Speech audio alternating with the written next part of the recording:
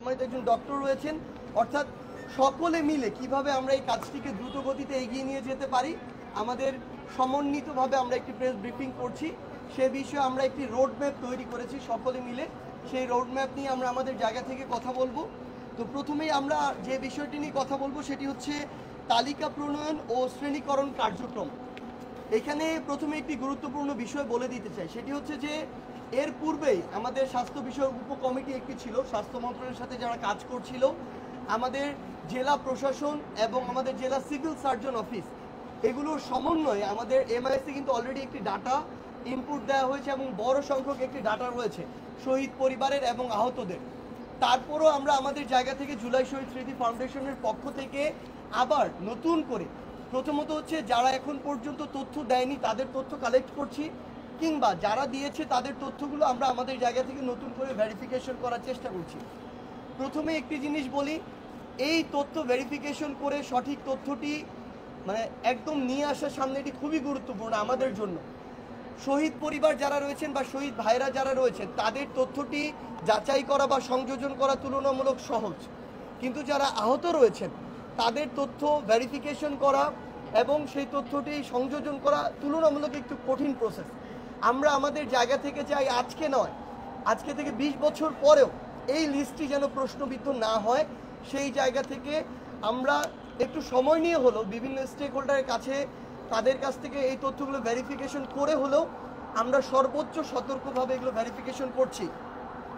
আমরা আমাদের জায়গা থেকে আমাদের এখন পর্যন্ত পরিকল্পনা হচ্ছে আমরা নভেম্বরের মধ্যে সর্বোচ্চ চেষ্টা করব আমাদের যে শহীদ পরিবার যারা রয়েছেন তাদের যে তথ্যটি, এই তথ্যটি ভেরিফিকেশন করে শেষ করা এবং ডিসেম্বরের মধ্যে আমাদের পূর্ণাঙ্গ তালিকা প্রকাশ করা। ডিসেম্বর 31 তারিখের মধ্যে শহীদ এবং আহতদের পূর্ণাঙ্গ তালিকা আমরা আমাদের জায়গা থেকে একদম সবার জন্য অফিসিয়ালি ওপেন করার আমাদের সর্বোচ্চ চেষ্টা থাকবে। এটি আমাদের রোড ম্যাপ।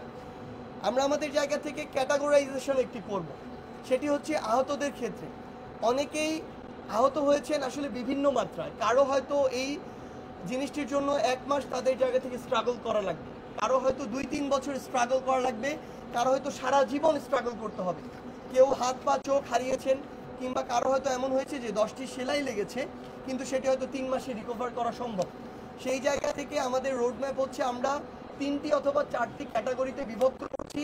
একটি বিশেষজ্ঞ ডক্টর একটি টিম থাকবে, তাদের সমন্বয় যে কাদেরকে আমাদের নির্দিষ্ট একটি মেয়াদে সুযোগ সুবিধা দিতে হবে, কাদেরকে আমাদের দীর্ঘ মেয়াদে দিতে হবে, কাদেরকে সারা জীবনের জন্য দিতে হবে, এবং আরেকটি গুরুত্বপূর্ণ বিষয় হচ্ছে কাদেরকে সম্মানের কাদের জন্য ব্যবস্থা করতে হবে। সো এই ক্যাটাগরাইজেশনটা আহতদের ক্ষেত্রে আমরা এটি করতে যাচ্ছি। আমাদের জায়গা থেকে আরেকটি আমরা কাজ করছি, যেটি হচ্ছে ইউনিক একটি আমরা আইডি কার্ড করব। এটি হচ্ছে আমাদের যারা আহত রয়েছেন তাদের জন্য এটি ধাপে ধাপে হবে। এই আইডি কার্ডগুলো প্রত্যেকটি আইডি কার্ড ক্যাটাগরি অনুযায়ী ভিন্ন থাকবে, সে অনুযায়ী এই সুযোগ সুবিধাগুলো ডিফারেন্ট হবে। এবং এটি আসলে খুব বেশি এ কারণেই প্রয়োজন, কারণ হয়তো কেউ এমন আসবেন আহত আমাদের যোদ্ধা যার ইনস্ট্যান্ট ওই সুযোগ সুবিধাটির প্রয়োজন, আবার কারো এমনটি হবে যে 3 দিন পরে হলেও সমস্যা নেই। সে অনুযায়ী আমরা আমাদের ইউনিক একটি আইডি কার্ড করব, ক্যাটাগরিটি করব, এবং আমরা ডিসেম্বর 31-এর মধ্যে সে সংক্রান্ত সার্বিক সুযোগ সুবিধার বিষয়গুলো তুলে ধরার জন্য। আমরা জেনেছেন আপনারা যে বাংলাদেশ অন্তর্বর্তীকালীন সরকারের পক্ষ থেকে আহতদের বিষয়ে তাদের চিকিৎসা পক্ষ থেকে দেওয়া হচ্ছে যে তারা তাদের সামনে